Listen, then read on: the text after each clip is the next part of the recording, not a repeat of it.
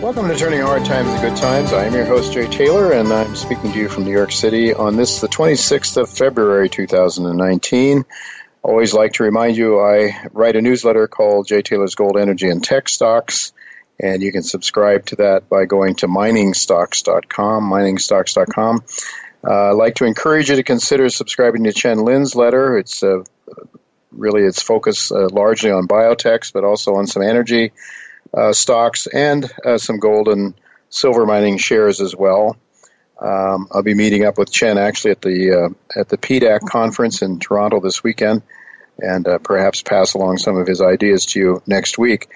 Do want to thank each of you for listening to this show, making it one of the more popular shows on the Voice America Business Channel. Also, encourage you to continue sending along your comments and whatever comments you have to questionsfortaylor@gmail.com. Do want to thank our sponsors for making this show economically viable. This week's sponsors are RN Resources, Novo Resources, Triumph Gold, Gold Mining Inc., Great Bear Resources, Uranium Energy, and Miramont Resources. I've titled today's show, Two Phenomenal Gold Deposits You Need to Own. Dr. Quentin Henning and Chris Taylor will be with me, as will Michael Oliver, all return guests this week. Two of the most exciting new gold discoveries to come along in years, if not decades, will be discussed today. After our first commercial break, I will be talking to Chris Taylor, President and CEO of Great Bear Resources. Great Bear has discovered a gold deposit it's called the Dixie Project in the Red Lake District of Ontario. What makes this story so exciting is not only the phenomenal high-grade gold drill results that have been reported, but the fact that the deposits have all the geological, that the geology of this project has all the geological earmarks of the Great Red Lake gold deposit that was the company-making deposit for Goldcorp. I believe the Dixie deposit may have the same potential for this very tiny company, Great Bear Resources. It still only has 36.3 million shares outstanding, leaving it with a relatively low market cap. Then during the last segment of today's show, I'll be talking to Dr. Quentin Henning, who's been on the show many times in the past. He is the chairman and president of Novo Resources. The greatest gold deposit in the history of humankind has been the Great Witwatersrand deposit in South Africa. From that conglomerate deposit, something like 40% of all the gold ever mined in the history of humankind has come. It come from that relatively small area known as the Witwatersrand area of South Africa. Naturally, many have wondered if there could be another such deposit somewhere on the face of the earth, and when Dr. Henning had worked in the past for Newmont Mining, he was given the resources to scour the globe in search for the next Witwatersrand deposit, should it exist. During the down cycles, of course, major mining companies cut exploration expenditures in quest of meeting quarterly earnings targets, and so after leaving Newmont, Dr. Henning went to work with various junior mining companies, but always retained what he learned in his head and always retained the information that he gathered in a constant search for the next Witwatersrand gold deposit. Now, over the years, he realized that the conventional wisdom about how so much gold was accumulated in the Witwatersrand just simply didn't make sense. The theories didn't add up to how there could be so much gold in one small area, relatively small area.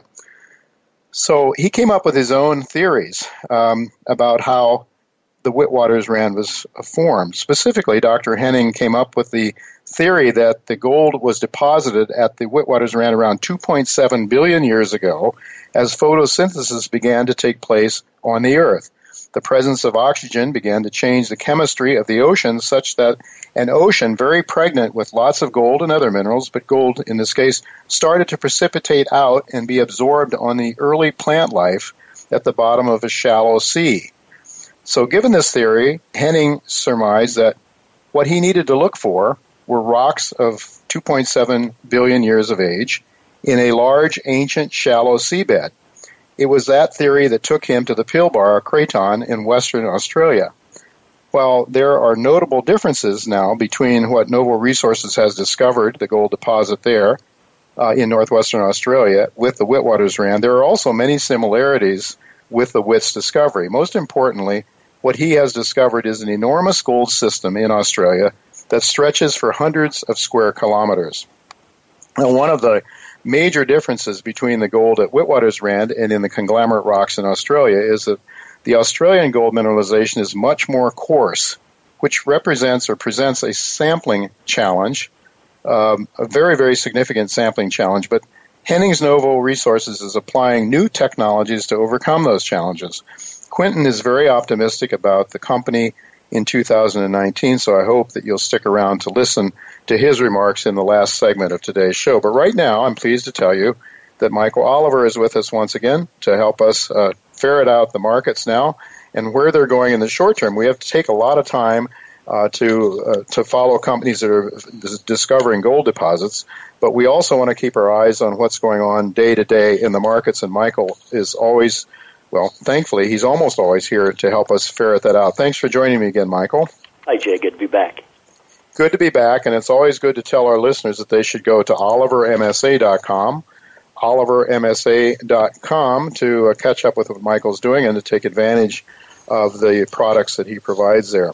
Michael, earlier this month, you sent out a price and momentum chart that really captured my attention. It showed 3 points in time when your momentum charts were turning you positive towards gold. And what really stands out in my mind is a distinct breakout on the last one that you sent, the last point of entry.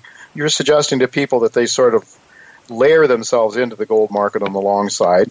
But the last one that you sent out, I don't know, a couple of weeks ago, it really showed a distinct breakthrough in momentum.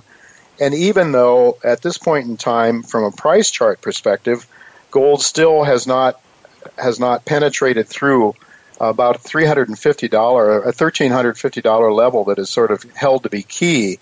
So talk to us a little bit about those three areas, and how confident are you, Michael, that anytime soon we might break through that 1350 level?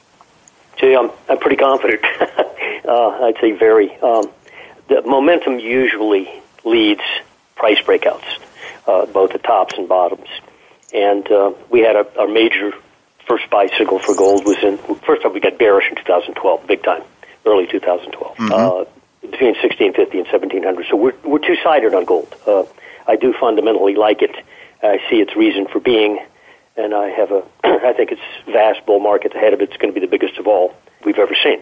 But we are flexible. So, for instance, we were bearish from 2012 through 2016. In February 2016, gold came up through 1140 in February of 2016, about $90 off its bear low, and we broke our annual momentum out. Now, if you look at a price chart at that point in time, there was nothing particularly important going on, but of course gold gushed, went up $200 more, 1370s. Now, since then, gold has entered what we consider just a massive price base. It's not gone back to its bear low. The closest it came was in late 2016, but it didn't get there. And then last summer, it went down to 1161, which was sort of in the middle of this big clump of ink that goes back to late 2015 and spans the 4 or 5 years. But if you look at a price chart of gold, which is what everybody does, I suggest your listeners go Google up a chart on weekly or monthly of gold. At least go back to 2013 so you can see the crash from the 1800s and then down into the 1100s. But since 2014, gold has rallied repeatedly every year above 1350 at a slightly descending line across every year's highs for the last 5 years, 14, 15, 16, 17, and 18. It probably declines about 0.5% a year, so it's almost flat, this line.